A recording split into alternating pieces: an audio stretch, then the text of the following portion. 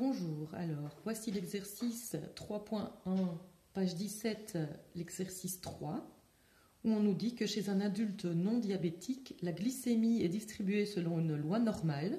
Donc nous sommes bien dans un cas de loi normale. De moyenne 4,8 millimoles par litre et d'écart type 0,4 millimoles par litre. On vous demande quelle est la probabilité d'avoir une glycémie supérieure à 5,6 millimoles par litre. On passe à la loi normale centrée. 5,6 moins 4,8 sur 0,4, ça fait 2. On est donc en train de chercher la probabilité que Z soit plus grande que 2. On regarde la table, page 20, pour que ce soit plus grand que 2, la probabilité est de 0,023. Et donc, il y a 2,3% de chance d'avoir une glycémie supérieure à 5,6 millimoles par litre. Question B.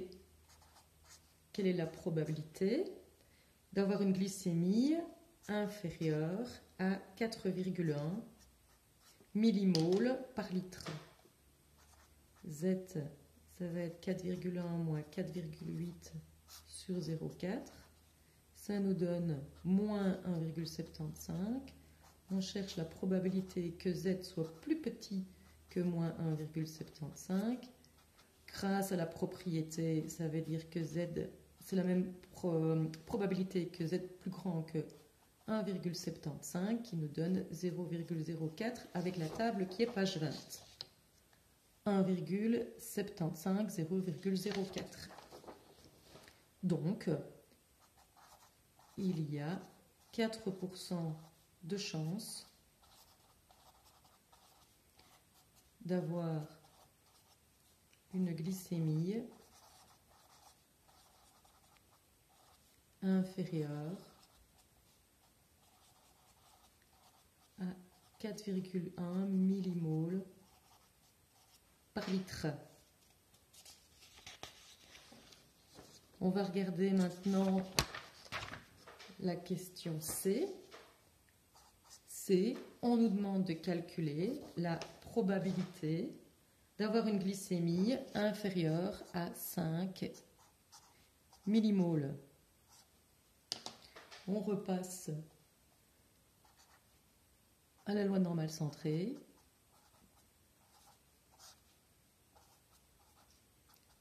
Ça nous fait 1,5. La probabilité que Z soit plus petite que 1,5. Avec les propriétés, on sait que c'est 1 moins la probabilité que Z soit plus grand que 1,5. Donc c'est 1 moins 1,5, 0,309. Et donc ça me donne 0,691. Il y a 69,1% de chance d'avoir une glycémie inférieure à 5 millimoles par litre. La dernière question. Quelle est la probabilité d'avoir une glycémie entre 4,5 et 5? Alors, on va chercher donc Z 4,5 moins 4,8 sur 0,4. Ça nous donne moins 0,75. Alors, je me suis trompée, c'est pas 5, c'est 5,5. Voilà. Hop. puisque 5 on l'a déjà utilisé au-dessus, on aurait pu... Donc voilà l'autre normal centré, donc ça va me faire 1,75 et donc la probabilité que, pardon, moins 0,75, que Z soit entre moins 0,75 et 1,75. On va faire un petit graphique parce que quand c'est entre, c'est plus visible avec le graphique. On est à moins 0,75. On est à 1,75. On veut donc ceci.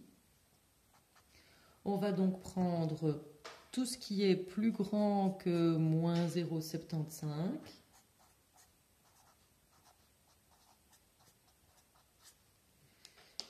Et on va lui enlever ici la partie où Z est plus grand que 1,75. Alors, ceci, Z plus grand que un négatif, ça revient à dire 1 moins Z plus grand que le positif.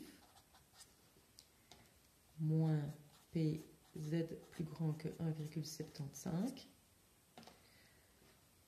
Ce qui va nous faire 1 moins, alors, Z plus grand, 0,75, 0,75, 0,227. Z plus grand que 1,75, 1,75, 0,04. Au total, ça va me faire 0,733. Donc, il y a 73,3% de chance qu'une personne prise au hasard ait un taux de glycémie